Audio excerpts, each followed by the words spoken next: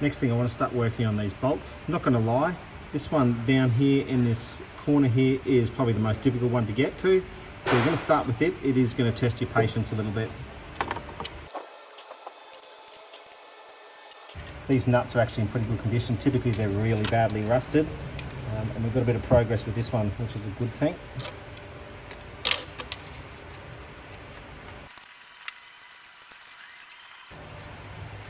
Okay, and that's what those bolts there look like.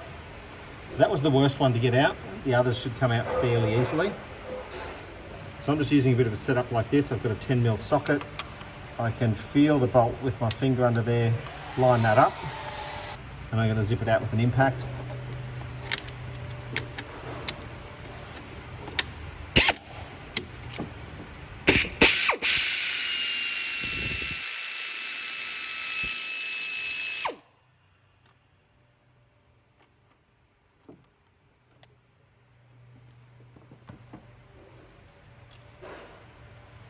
Number 2. This one here, we just sit right across that hole there, which was really important while we covered it over.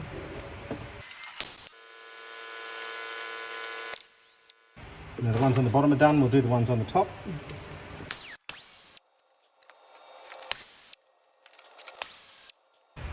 Now with all those bolts out, we should be able to manipulate the turbo.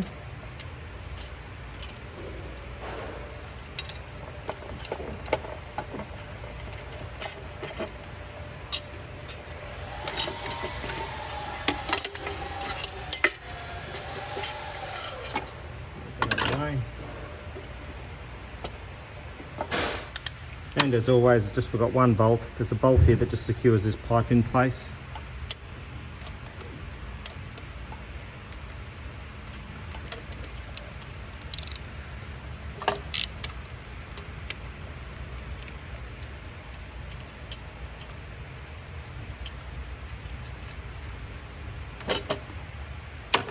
That's a bit better, and it doesn't feel like it's hanging up on anything.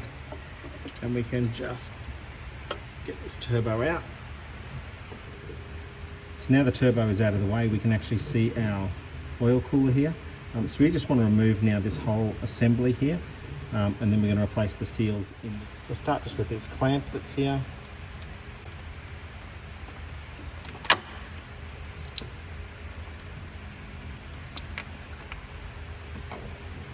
At this point, I am just going to cover up that oil drain back. I just don't want anything dropping into there. Just going to cover it with a bit of tape. If something was to drop in there, it's going to fall back into the sump and cause issues. So this water pipe has a little bolt just off camera here that secures it.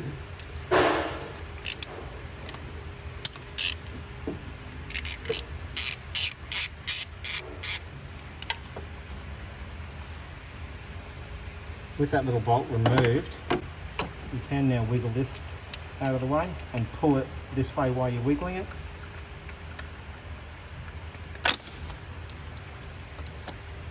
And we will be replacing that O-ring, of course. So the oil cooler has these 3 bolts that secure it onto the block. As you undo these, it will leak a bit of oil out, so make sure your catch pan is ready.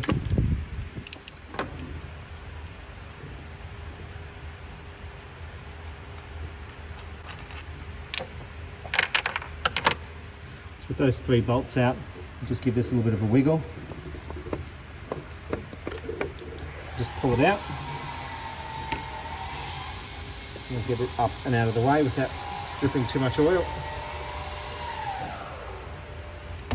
With a clean cloth, we just want to clean up the surface here where it bolts to. Just make sure there's no remnants of the old seal. Now, interestingly enough, I can see a little bit of corrosion in there, but this is the part where the oil actually is here, so that little bit of corrosion is not a concern to me, but I'll just give that a bit of a wipe over. Okay, just now having a look at the oil cooler itself, the first thing I want to do is remove these Torx screws around the outside.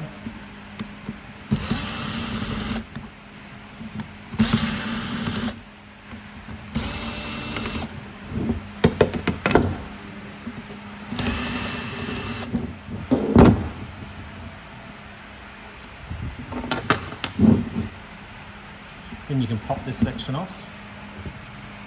And look, we've got a heap of coolant and corrosion and etc. in there.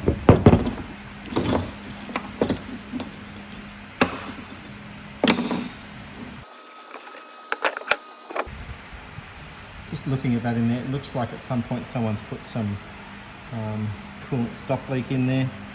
That's the sort of residue that's left when you use that stuff. I don't know if the camera will pick it up, but it's a little bit shiny.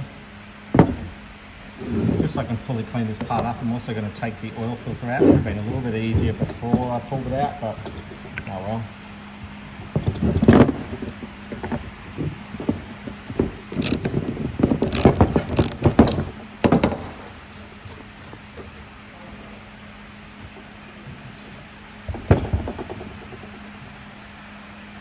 Just tip all that oil out.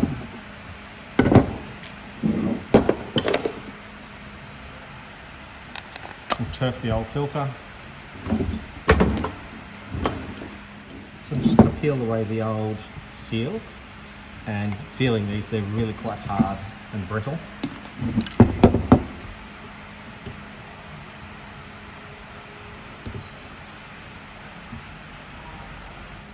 Now I'm going to give this a really good clean out because I can see that it's had some sort of a stop leak in the past. Get that seal off there as well. So I'm going to give that a good clean up, and also I'll give this part a good clean up, and we'll come back. Now we've cleaned this all up in here and in here, ready to put the new seals back in. Grab your new ones. Just make sure that they are the same as your old ones. You don't want to be putting in something that's wrong. These are nice and soft. These are actually quite hard and brittle. So we'll set this seal in place. Just make sure that this surface here is all smooth and clean. There's some discoloration, that's not going to be an issue, but make sure that it's you've cleaned it out through all of these channels as well. Now it can only fit on the one way. If you try and fit it on this way, you're going to see that it's not going to work. So it fits on that way. We'll run these screws back in.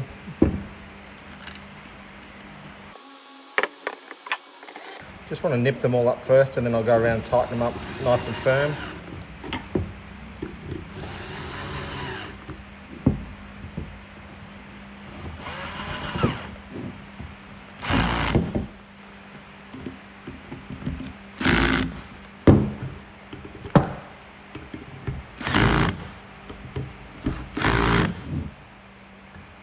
Just do a second pass just to make sure they're all tight.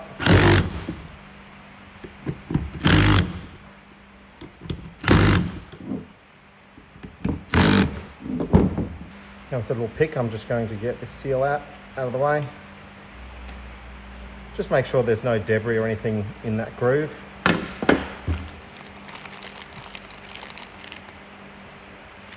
Now there's two seals that came in my pack here. Obviously I want to match the sizing. I'll just slip that over and on. And this last seal, and we've already pulled it off earlier, was the drain back into the block there. Let's pop that one on. And the last seal we've got is this one here. Now they're pretty good. They will kind of sit in place, so it's not going to fall off while I try and line it back up to the engine. Replacing these seals is a cost-effective way to do it, but you can also just replace the entire assembly fairly cheaply as well.